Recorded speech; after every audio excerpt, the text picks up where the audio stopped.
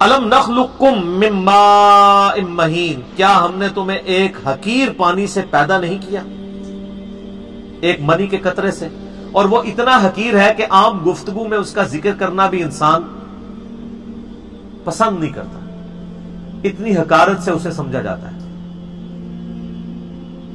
جسم سے نکل جائے تو غسل فرض ہو جاتا ہے، کپڑے دھونے ضروری ہو جاتے ہیں، اس سے جان چھڑانا ضروری ہو جاتا ہے۔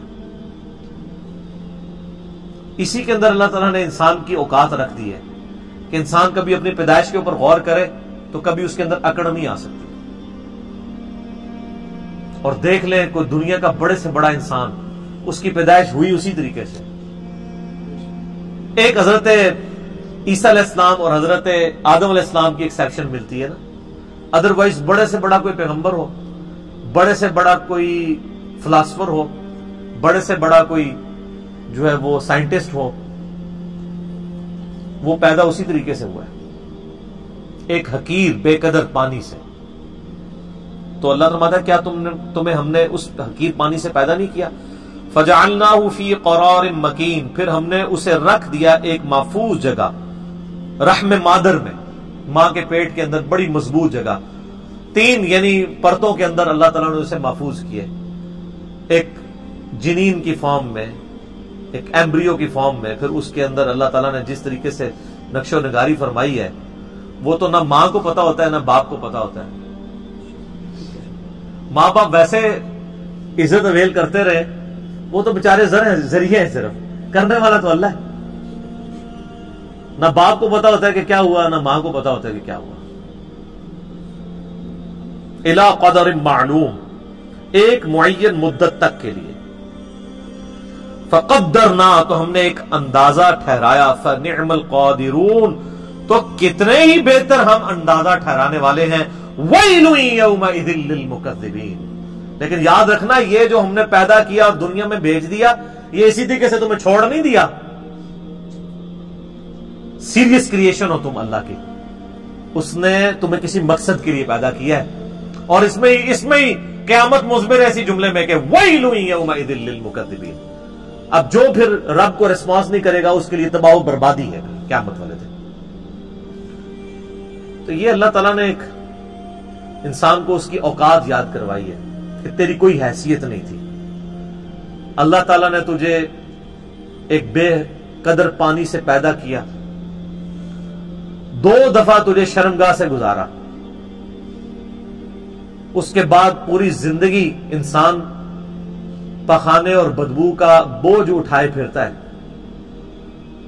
جب تک باہر نہ نکالنے اسے سکون نہیں آتا، اور باہر وہ سب کے سامنے نکال بھی نہیں سکتا، پردے میں جانا پڑتا ہے، اور مرنے کے بعد گل سڑ کے ہڈیاں بن جائے گا۔ یہ اس کی پوری اوقات ہے۔ کئی ایک بزرگوں کے بارے میں یہ واقعہ آتا ہے، ایون عمر بن عبدالعزیز کے بارے میں بھی آتا ہے کہ وہ ایک دفعہ اکڑ کے چل رہے تھے خلیفہ بننے سے پہلے، بڑی شانہ زندگی تھی ان کی۔ تو طاؤس تابعی تھے رحمہ اللہ تعالی، جو ابن عباس کے شاگرد ہیں۔ تو انہوں نے عمر بن عبدالعزیز کو جب اکڑ کے چلتے ہوئے دیکھا نا، یہ امام غزالی نے بھی مکاشفۃ القلوب کے اندر نقل کیا ہے، تو انہوں نے عمر بن عبدالعزیز کو مخاطب کر کے کہا کہ ایسے شخص کو زمین پہ اکڑنے کی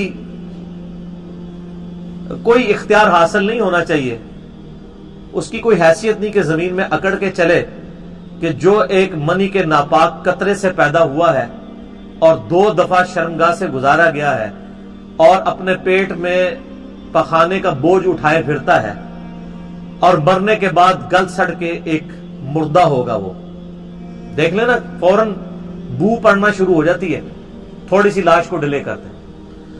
عمر بن عبدالعزیز نے جب یہ بات سنی تو فوراً عاجزی کے ساتھ چلنا شروع ہو گئے، اور ساتھ فرماتے جاتے تھے کہ طاؤس نے مجھے جو نصیحت کی ہے نا، میرے ایک ایک جوڑ کے اوپر اس نے ایسی ضرب لگائی ہے کہ میں نے اس ضرب کو محسوس کیا۔ لیکن یہ وہی ضرب محسوس کرتا ہے جس کے اندر وہ ایکسپٹیبلٹی کا مادہ موجود ہو، ورنہ کوئی ڈھیٹ ہو نا، اس کے اوپر سے پورا قرآن بھی گزار دیں اسے کوئی فرق نہیں پڑتا۔ نصیحت والے کے لیے ایک جملہ بھی کافی ہوتا ہے۔ اسی طرح کا واقعہ حجاج ابن یوسف کے بارے میں ملتا ہے۔ کہ وہ بھی بڑا اکڑ کے چل رہا تھا اور طاؤس تابی گزر رہے تھے تو پیچھے سے کسی نے اناؤنسمنٹ کی کہ ابھی راستہ چھوڑ دو، گورنر حجاز آ رہے ہیں. تو طاؤس تو پھر تابعی تھے، ابن عباس کے شاگرد، ان کا تو تزکیہ ہوا تھا، وہ ان بادشاہوں کو کیا سمجھتے تھے؟ حالانکہ سینکڑوں صحابہ کا قاتل ہے حجاج ابن یوسف، اتنا ظالم شخص تھا. امام ترمذی نے جامع ترمذی میں اس کے بارے میں لکھا ہے کہ 1,20,000 لوگ ہیں جس کو اس نے اپنے سامنے قتل کروایا باندھ کے، بے گناہ. لیکن جو اللہ والے ہوتے ہیں وہ پھر ان چیزوں کو خاطر میں نہیں لاتے. تو حضرت طاؤس نہیں ہٹے تو حجاج حیران ہوا کہ یہ کون سا بندہ ہے. ان کے پاس آگے کھڑا ہوا اور کہا کہ تم مجھے جانتے نہیں ہو؟ ان کا میں بڑی اچھی طریقے سے جانتا ہوں، تم ایک ناپاک قطرے کی پیدائش ہو. ایک دفعہ اپنے باپ کی شرمگاہ سے نکلے، دوسری دفعہ اپنی ماں کی شرمگاہ سے نکلے، اور تمہارے پیٹ میں اس وقت پخانے اور بدبو کو تم اٹھائے پھرتے ہو سب کے سامنے، سب کو پتا ہے. یہ وہ حقائق ہیں جس سے کوئی انکار نہیں کر سکتا. اور مرنے کے بعد تم گل سڑ کے ایک مردے کی فارم میں پڑے ہوگے. میں بڑے اچھے طریقے سے تمہیں جانتا ہوں. وہ یہ سمجھ رہے تھے کہ یہ کہے گا کہ تم جو آل امیہ کے جو اتنے بڑے گورنر ہو. انہوں نے کہا میں بڑے اچھے طریقے سے جانتا ہوں. تو جس طرح حضرت ابراہیم علیہ السلام کی گفتگو سن کے وہ بادشاہ جو ہے ششدر رہ گیا تھا نا، اسے کوئی بات ہی نہیں آئی تھی، حجاج ابن یوسف کی بھی زبان بند ہو گئی کہ اس طریقے سے بھی مجھے کوئی جواب دے سکتا ہے، اور وہ خاموش ہو کے وہاں سے چلا گیا.